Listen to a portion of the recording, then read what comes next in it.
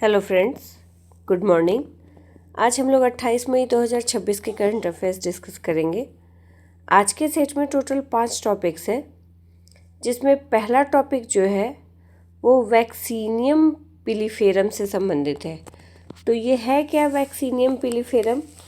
तो अरुणाचल प्रदेश के चांगलांग जिले के विजयनगर क्षेत्र के जंगलों में 188 वर्षों के बाद इस दुर्लभ पौधे को पुनः खोजा गया है और ये जो पौधा है ये ब्लूबेरी का जंगली संबंधी माना जा रहा है।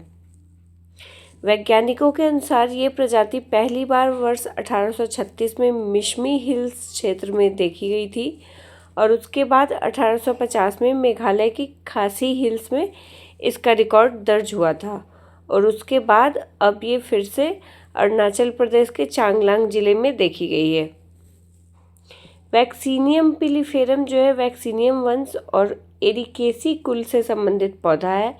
ये एक चढ़ने वाली झाड़ी है और ब्लूबेरी समूह के जंगली संबंधियों से में शामिल किया जाता है इसको। तो ये एक लता टाइप का पौधा है और ब्लूबेरी समूह से संबंध रखता है। ब्लूबेरी पौधा जो होता है ये अपने खाद्य फलों और शीतोष्ण तथा पर्वतीय क्षेत्रों में व्यापक वितरण के लिए प्रसिद्ध होता है।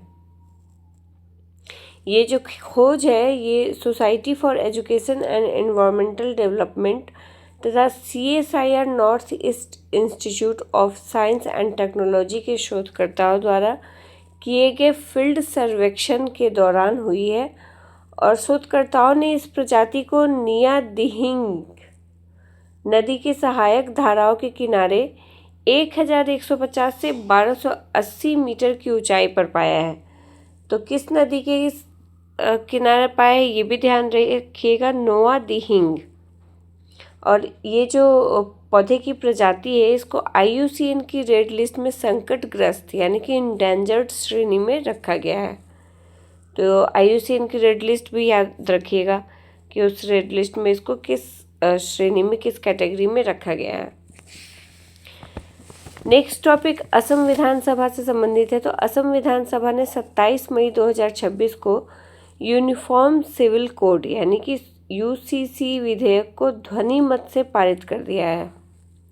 ये विधेयक 25 मई 2026 को विधानसभा में प्रस्तुत किया गया था और इस विधेयक के पारित होने के बाद असम जो है वो उत्तराखंड और गुजरात के बाद UCC लागू करने वाला भारत का तीसरा राज्य बन गया है। और भारत का तो तीसरा राज्य बन गया है, लेकिन उत्तर पूर्व का पहला ऐसा राज्य बन गया है जिसने ऐसा कोई कानून पारित किया है। अब UCC होता क्या है?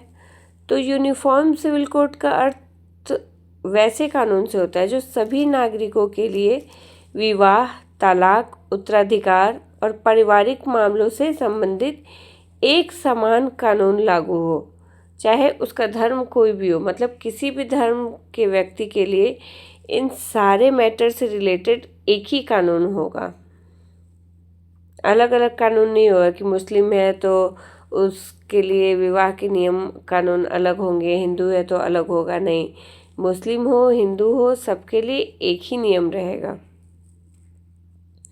भारतीय संविधान के अनुच्छेद 44 में यूनिफॉर्म सिविल कोड का उल्लेख राज्य के नीति निर्देशक तत्वों के अंतर्गत किया गया है, लेकिन आप लोग को पता होगा कि नीति निर्देशक तत्वों को कोर्ट से लागू नहीं कराया जा सकता है। हाँ, सरकार के लिए ये ज़रूरी है कि वो कोई भी कानून बनाते समय उसको ध्यान में रखे, लेकिन उसको लागू करवाने के लिए आप कोर्ट में नहीं जा सकते हैं। असम का ये नया विधेयक राज्य के सभी नागरिकों पर लागू होगा, चाहे वो किसी धर्म से संबंधित हो।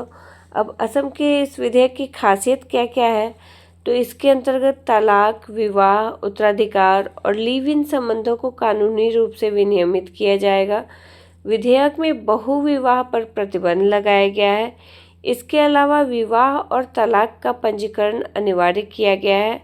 लिव इन संबंधों को भी कानूनी रूप से पंजीकृत करना होगा और इसके लिए 1 महीने की समय सीमा निर्धारित की गई है कि 1 महीने के अंदर आपको पंजीकरण करा लेना होगा कि हमको इनके साथ लिव इन रिलेशनशिप में रहना है। तो ये असम के UCC विधेयक की मुख्य विशेषताएं थी और असम में इसको ध्वनिमत से पारित कर दिया गया है। नेक्स्ट टॉपिक आंध्र प्रदेश सरकार की एक पहल से संबंधित है, फार्म टू होम मॉडल।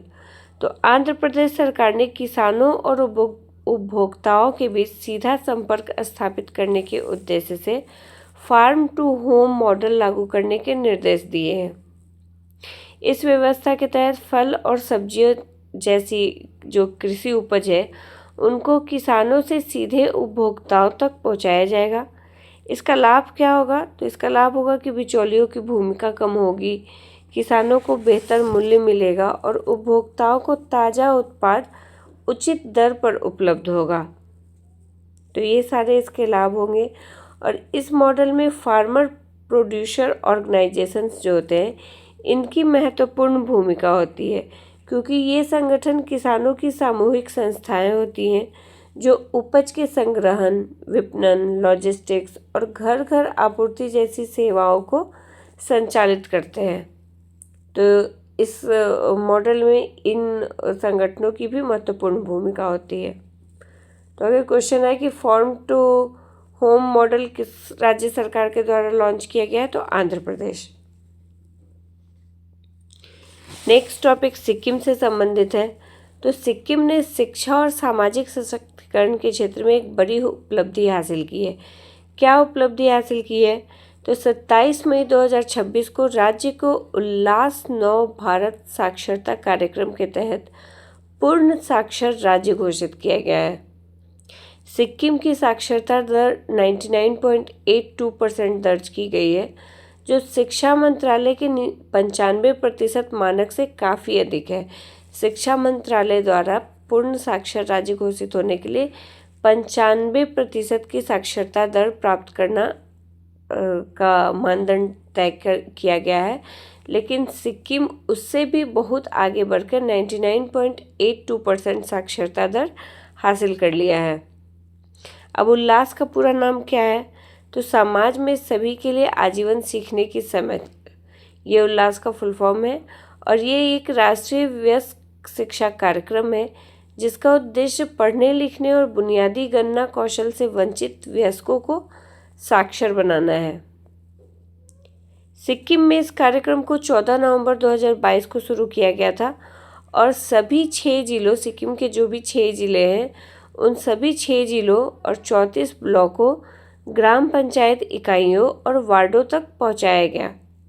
मुख्यमंत्री प्रेम सिंह तमांग ने गंगटोक में मनन केंद्र में इसकी घोषणा की और इस अवसर पर राष्ट्रपति द्रौपदी मुर्मू और राज्यपाल ओम प्रकाश माथुर भी उपस्थित थे।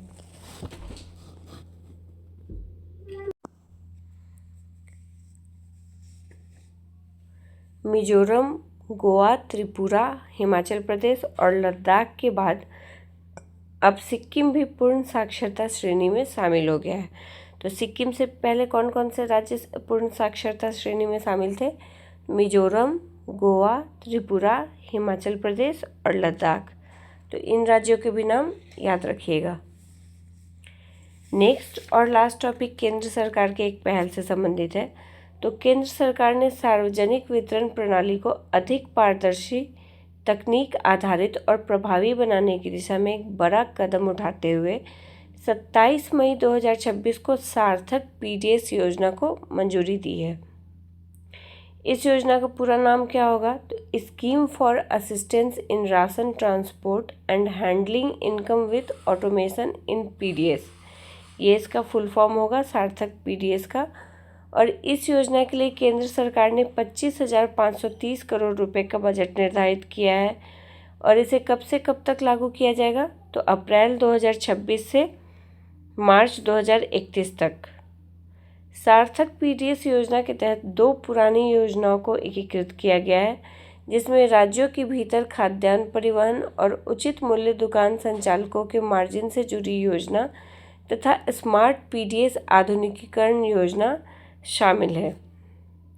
ये जो नई योजना है इसके तहत खाद्यान्न के परिवहन और भंडारण के लिए वित्तीय सहायता दी जाएगी और इस योजना में कृत्रिम बुद्धिमत्ता, मशीन लर्निंग, प्राकृतिक भाषा प्रसंस्करण और ब्लॉकचेन जैसे आधुनिक तकनीकों का उपयोग किया जाएगा।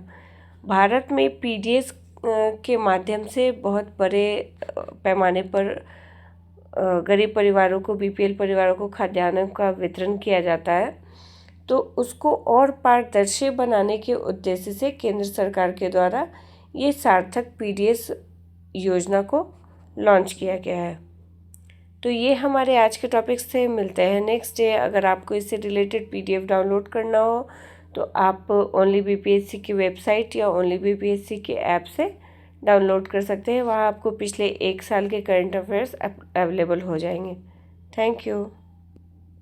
Hello friends, good morning. आज हम लोग 29 मई 2026 के करंट अफेयर्स डिस्कस करेंगे। आज के सेट में टोटल 6 टॉपिक्स हैं, जिसमें पहला टॉपिक जो है वो केरल सरकार के एक पहल से संबंधित है। तो केरल सरकार ने हाल ही में प्रशासनिक व्यवस्था में पारदर्शिता और भ्रष्टाचार पर नियंत्रण के उद्देश्य से प्रोजेक्ट जीरो नामक एक नई पहल शुरू की है। ये राज्य स्तरीय भ्रष्टाचार रोधी अभियान है जो रिश्वतखोरी, साइबर अपराध, सतर्कता प्रतिक्रियाओं और शिकायत निवारण प्रणाली को मजबूत बनाने पर केंद्रित है। इसका उद्देश्य क्या है प्रोजेक्ट जीरो का? तो सरकारी प्रशासन के सभी स्तरों पर भ्रष्टाचार को रोकना, इस उद्देश्य से इसको लॉन्च किया गया। और इसके तहत आम नागरिक की भागीदारी बढ़ाने, सतर्कता व्यवस्था को मजबूत करने और तकनीक के उपयोग के माध्यम से भ्रष्टाचार के मामले की निगरानी की जाएगी।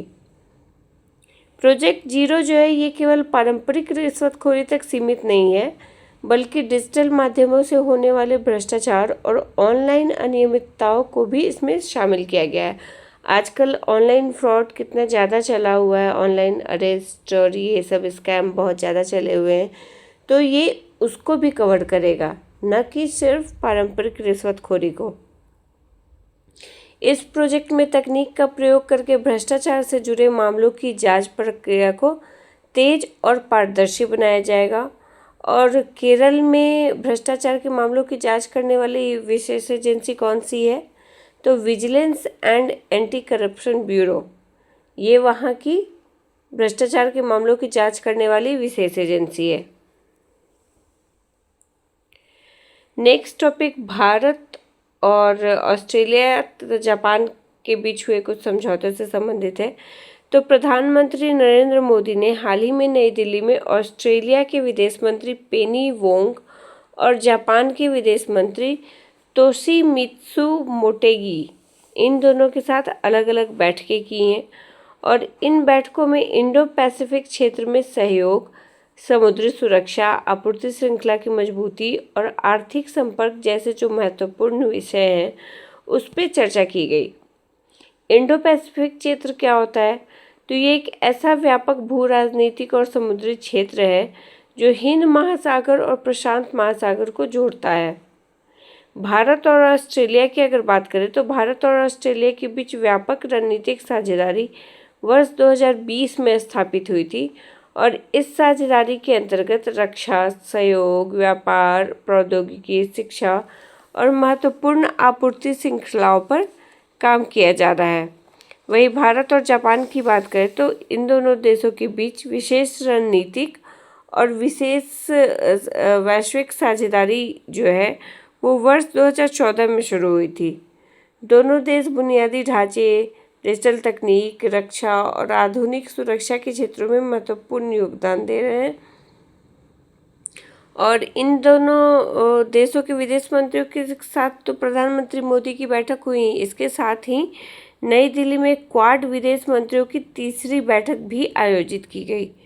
अब क्वाड क्या होता है? तो क्वाड भारत, ऑस्ट्रेलिया, जापान और अमेरिका का एक रणनीतिक समूह है जिसकी स्थापना वर्ष 2007 में की गई थी। और इसकी स्थापना का उद्देश्य इंडो पैसिफिक क्षेत्र में समुद्री सुरक्षा, स्थिरता, आपूर्ति श्रृंखला की मजबूती और क्षेत्रीय सहयोग को बढ़ाना है। तो इस उद्देश्य से इस क्वाड की स्थापना की गई थी। नेक्स्ट टॉपिक अरुणाचल प्रदेश से संबंधित है। तो अरुणाचल प्रदेश के नामदफा राष्ट्रीय उद्यान और टाइगर रिजर्व में 110 वर्षों के बाद एक दुर्लभ ड्रैगन फ्लाई प्रजाति गाइनाकैंथा खासियाका, इसको फिर से देखा गया है। इसे सामान्य रूप से लॉन्ग हेल्ड डस्क हॉकर भी कहा जाता है। और गाइनाकैंथासिया का ड्रैगन फ्लाई परिवार जो है ये एस्टनिडी से संबंधित है। नर ड्रैगन फ्लाई की आंखें जो होती हैं वो हल्के नीले रंग की होती हैं और इसके पंख पारदर्शी और हल्के एम्बर रंग के होते हैं, जबकि लंबा पेट काले सिर वाला होता है। ये सारी इसकी खासियत है, शारीरिक खासियत है इस नए ड्रैगन फ्लाई की। और अरुणाचल प्रदेश में इस प्रजाति का अंतिम प्रमाणित रिकॉर्ड जो है वो वर्ष 1914 के एबोर अभियान के दौरान दर्ज किया गया था।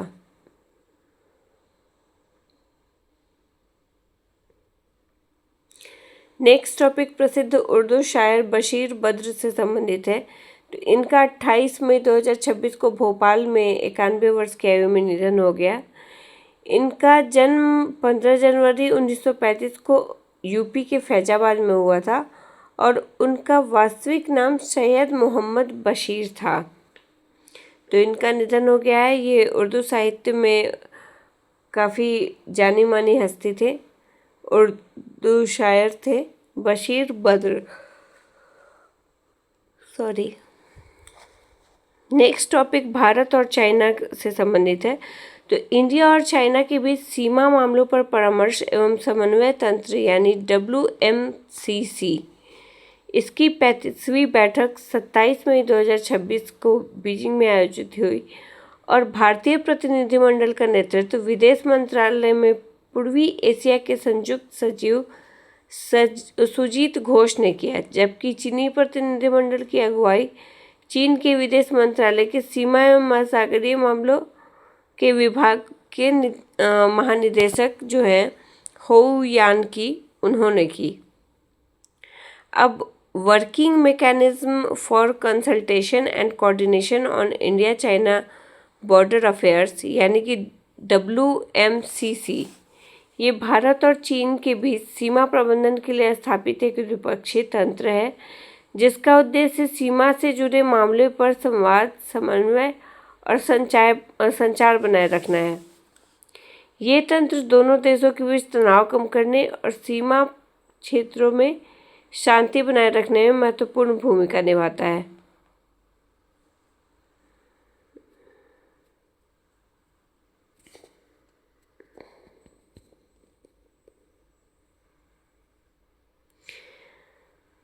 बैठक में दोनों देशों ने मौजूदा तंत्र के माध्यम से नियमित कूटनीतिक और सैन्य स्तर के संवाद जारी रखने पर सहमति व्यक्त की है। तो दोनों देशों के बीच सीमा पार संवाद और कूटनीतिक रिलेशनशिप को और बेहतर बनाने पर सहमति व्यक्त की गई है भारत और चीन के द्वारा। भारत चीन का पड़ोसी देश है या चीन भारत का पड़ोसी देश है और चूँकि बॉर्डर मिलता है इसलिए बॉर्डर पे दोनों देशों की सेनाओं के बीच अक्सर मुठभेड़ होते रहते हैं, जिसकी वजह से अभी कितने दिनों से भारत और चीन के बीच व्यापार भी बंद था, लेकिन अब वो भी शुरू हो गया है। तो ये इस जो बैठक हुई है उसके माध्यम से कूटनीतिक और सैन्य स्तर के संवाद जारी रखने पर सहमति व्यक्त की गई है कि ये संवाद आगे भी जारी रहेंगे। नेक्स्ट टॉपिक अंतर्राष्ट्रीय योग दिवस से संबंधित है। तो भारत वर्ष 2026 के अंतर्राष्ट्रीय योग दिवस के मुख्य राष्ट्रीय आयोजन की मेजबानी पश्चिम बंगाल की राजधानी कोलकाता में करेगा। तो इस बार जो अंतर्राष्ट्रीय योग दिवस का आयोजन होगा वो कोलकाता में होगा। थीम क्या है? तो हेल्दी थिंग्स, योग फॉर हेल्दी एजिंग, ये इस बार की थीम है। और संयुक्त राष्ट्र महासभा ने वर्ष 2014 में 21 जून को अंतर्राष्ट्रीय योग दिवस के रूप में स्वीकार किया था। इसके बाद पहली बार अंतर्राष्ट्रीय योग दिवस 21 जून 2015 को मनाया गया।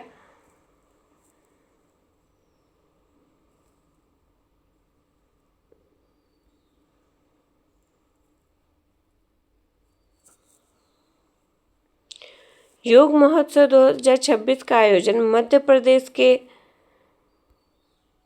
प्रसिद्ध खजुराहो स्थित पश्चिम समूह के मंदिरों में किया गया, जो यूनेस्को विश्व धरोहर स्थल के रूप में मान्यता प्राप्त है और इस कार्यक्रम ने अंतर्राष्ट्रीय योग दिवस 2026 के लिए 25 दिनों की उल्टी गिनती की औपचारिक शुरुआत कर दी है। यानी कि ये जो योग महोत्सव शुरू हुआ खजुराहो में, ये असली जो योग दिवस है 21 जून को, उसकी उल्टी गिनती शुरू कर दी है।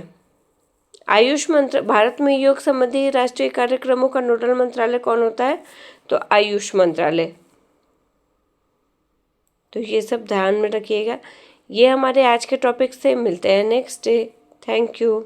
अगर आपको इससे रिलेटेड पीडीएफ डाउनलोड करना हो या पिछले 1 साल का पीडीएफ डाउनलोड करना हो तो आप ओनली बीपीएससी की साइट पे जा सकते हैं, वहाँ से डाउनलोड कर सकते हैं, या फिर गूगल प्ले स्टोर से ओनली बीपीएससी ऐप डाउनलोड कर सकते हैं। वहाँ भी आपको उस ऐप पर भी ये सारे डिटेल्स अवेलेबल होंगे। Thank you.